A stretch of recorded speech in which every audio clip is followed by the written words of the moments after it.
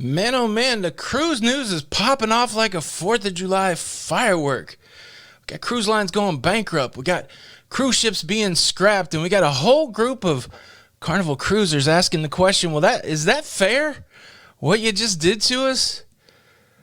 Lots to cover in today's episode of the Lido Loca Cruise Show.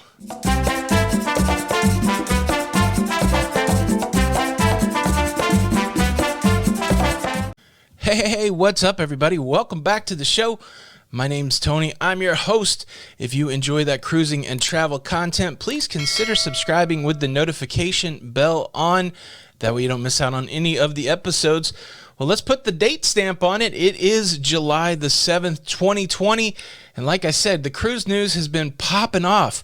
We're still trying to get through that 49-page health recommendation document from the EU. We're going to take a break from that today, and we're going to talk about another cruise line that's going bankrupt, another victim of the pandemic. And we talked about one cruise line that already has gone under, and sadly, guess what's happening? Their ships are going away. We'll talk about that. And of course, on the breaking news that the Carnival Radiance and the Carnival Mardi Gras is delayed until the future, there's some people that were booked on the Carnival Breeze that have been displaced that are crying foul. Do they have a leg to stand on? Let's just jump into it. Let me tell you about the cruise line that has gone bankrupt. I was a little hesitant to include this story in the show because really this cruise line just has one cruise ship. But the more I thought about it, I asked myself, is this the beginning? Should we ignore the trials and tribulations of these smaller cruise lines and just chalk it up to not really related to the larger cruising industry? But maybe not. We saw Poolman Tour, a cruise line that had 3 cruise ships partially owned by Royal Caribbean, go out of business. The update on Poolman Tour is that they're scrapping their ships. 3 cruise ships going to the scrapyard. 3 cruise ships that will never sail on the ocean again. And so, the first victim, really, of the pandemic, Poolman Tour, going bankrupt and now scrapping its 3 ships. I'll leave a link to the story about the Poolman Tour cruise line going out of business. That way you can check out what those ships are. But very, very sad indeed. And now we have this story coming out of Sweden where Burqa Cruise Lines will cease its operation. It only operates 1 cruise ship. It does 2 to 4 night Baltic cruises out of Stockholm. But they haven't been operating since mid-March. No income since mid-March, and now they are shutting down. They operated a single ship, the 1,430-passenger Burqa Stockholm. Burqa Cruises didn't say what would happen to the vessel, which is only 16 years old. You would think they could sell it, but who's in the market for a cruise ship when no cruising is happening? Burqa Cruise Lines, the second victim of the pandemic as far as cruising goes, going out of business. That has the count at 2. Again, it's 2 small cruise lines.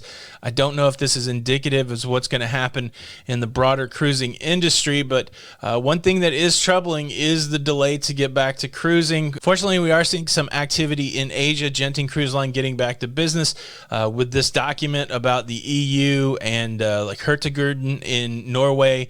There are ships that are returning to the sea around the world. Not quite yet in North America. Hopefully that will happen sooner rather than later, but we still have a problem that we have to fix. And so cruising's happening, it's not happening, but for some companies, it did not happen soon enough. Our hats go off to you, Burqa Cruises. Hopefully that ship finds a home and it doesn't go to the scrapyard like Poolman Tour.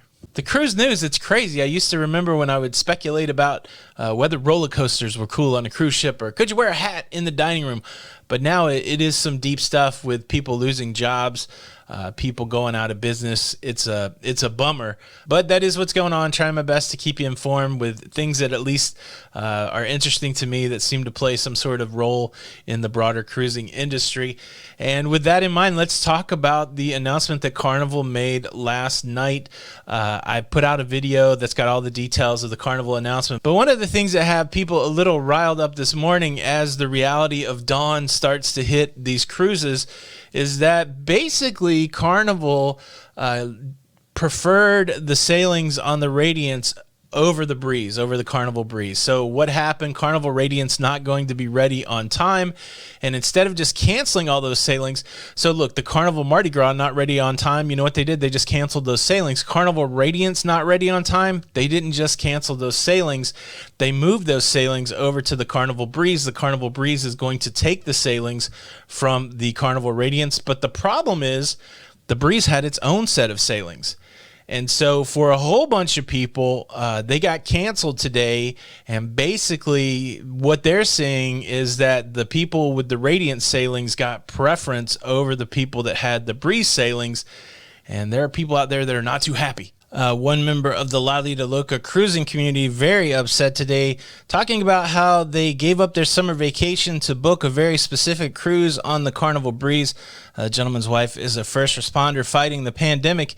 And now, out of nowhere, the people over the Radiance get preferential treatment over the people on the Breeze. There's several stories out there like that. It's always challenging when your cruise gets canceled and somebody has to be left out, but it does leave you scratching your head. If the Radiance isn't ready, then shouldn't it be the people on the Radiance taking the hit? I've seen other comments where people are saying, whew, I was on the Radiance and at least I have a cruise to go on to. And there were other Carnival Breeze sailings that got transferred over to the Magic. A lot of moving pieces there. Again, not a ton of explanation as to why what was chosen for when. Who knows? Who knows if we'll ever know? There just is just a little level of disgruntledness out there, which I completely empathize and understand. Again, all this is predicated on the idea that cruising will start back up soon, and we are still waiting to see that. It does seem like the dates have been moved. Every time we think we're getting close to a date where cruising could resume, it goes to a different date. And we got a problem here in the United States. Our numbers are going more and not less, especially in the state of Florida where most of the cruise ports are. So who knows at this point? I'm scheduled to be on the Carnival Breeze on October the 24th before it starts doing all these different sailings. So as of now, I guess I'll be going on that cruise, but who knows what's going to happen between now and then. I don't know if this news is actually working on the stock price, but at the time of recording this video, Norwegian Cruise Line, Royal Cruise Line, and Carnival Cruise Line, they're all down on the stocks this morning. But the whole market's down, so maybe it's not just hanging on this cruise news. The stock market is tricky, but Carnival living around the $15 mark at the moment. So it's going to be interesting to watch the cruise stocks over the next couple days. I'm sure there's a fine explanation as to why the Radiance got precedent over the Breeze, and hopefully Carnival does what they can to make it up to people on the Breeze. They are offering the $600 onboard credit plus the 100% future cruise credit if you were canceled, that you could move to another cruise. But again, if that was the only time that you had off and this was the moment for you, I can imagine it would be frustrating. The only thing I can imagine is they're actually moving the Breeze to where the Radiance would have departed from. So maybe it's a departure port itinerary type thing that makes it more viable to go from Port Canaveral to do the Radiance itineraries than leaving the Breeze in Fort Lauderdale and doing the sailings that it had scheduled. Any speculation out there? Why do you think that the Breeze is doing the Radiant sailings opposed to just doing the Breeze sailings? Were you affected? Leave a comment below. Thank you so much for watching the show today. There was more to talk about, so make sure you hit the subscribe button. Come back tomorrow and we'll talk more about cruising. Show your support for the show by hitting the like button. I'm Tony with Lido Loca, and until the next time, we'll see you on the Lido. Bye.